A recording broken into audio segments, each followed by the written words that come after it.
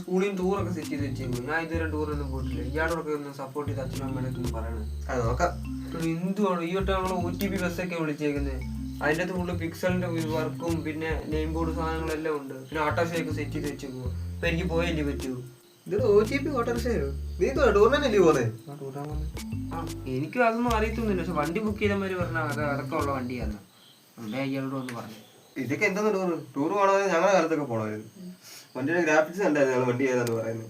പിന്നെ അതുപോലെ വണ്ടിക്ക് അതിലുള്ള ഡീസൽ ലൈറ്റും കാര്യങ്ങളും പിന്നെ വണ്ടിക്കകത്ത് എത്ര ജേബിലുണ്ടെന്ന് നോക്കുമായിരുന്നു. എന്നിട്ടായിരുന്നു വണ്ടിക്കകത്ത് കയറുന്നത്.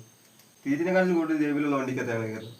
2 കിലോമീറ്റർ അപ്പുറത്തുനിന്ന് വണ്ടി വരുമ്പോൾ ഇവിടെ കിടന്ന് കുലുങ്ങുമായിരുന്നു. കുലിക്കുന്ന പറഞ്ഞിട്ട് കാര്യമില്ലല്ലോ. അടുത്ത് വന്നേ പാട്ടേ എന്നറിയത്തുള്ളൂ. ഇപ്പൊ അങ്ങൊന്നും അല്ല. ഇപ്പൊ എത്ര ദൂരം തന്നെ പാട്ട് സൂപ്പറായിട്ട് കേൾക്കാം. പക്ഷെ ഇടിയില്ലല്ലോ. കുലുങ്ങിയാലും കുലുങ്ങിയില്ല. എന്തോ ആദ്യത്തെ ദിവസം ചാട്ടകളല്ലോ. അത് കഴിയുമ്പോൾ പിന്നെ എല്ലാം ചത്തു കുത്തിയിരിക്കത്തില്ല. അതുകൊണ്ടാ അത്രയും വലിയ സെറ്റപ്പ് ഉണ്ടായിട്ട് കാര്യമൊന്നുമില്ല. ഒരു ദിവസം ചാട്ടയില്ലേ ഉള്ളൂ. അതുകൊണ്ട് ഞങ്ങൾ ചെറിയ ഇതൊക്കെ സെറ്റ് ചെയ്തേക്കുന്നത്. ഇയാള് പറഞ്ഞില്ലേ എനിക്ക് ആ ചട്ടം പോലും കിട്ടത്തില്ല. നമ്മുടെ കാലത്ത് രക്ഷാർത്ഥികളോട് കൊണ്ടുപോകുന്ന ഒരു പതിവുണ്ടായിരുന്നു. ആ പതിവുണ്ടെങ്കിൽ നമ്മളങ്ങനെ നോക്കണേ. സെറ്റപ്പ് ഉണ്ടായിട്ട് എന്തോ ഇയാൾ അച്ഛൻ്റെ അമ്മയുടെ നടക്കുന്നില്ല ടൂർ പോയേ.